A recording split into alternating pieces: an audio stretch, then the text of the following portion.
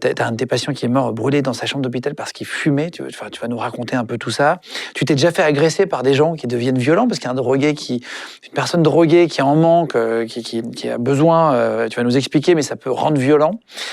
Et t'as un patient qui s'est injecté de la cocaïne dans les fesses, donc dans le muscle de la fesse, et qui a failli mourir. Et tu m'as montré une photo avant pour me montrer si on pouvait la passer sur YouTube. Et en fait, je pourrais pas vous la mettre parce que il y a trop ça passera pas.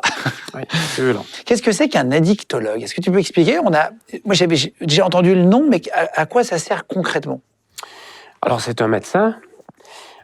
Sachant qu'il y a d'autres métiers qui font de l'addictologie aussi. On peut être infirmier, addictologue. En tout cas, ça veut dire avoir appris ce qu'est une addiction pour pouvoir ensuite faire de la prévention, du traitement et contribuer aussi à la compréhension des addictions parce que c'est des maladies graves, complexes. C'est une maladie, une addiction? Oui. Alors ça, c'est très important de le préciser parce que c'est pas très vieux dans l'histoire que ce soit considéré comme une maladie.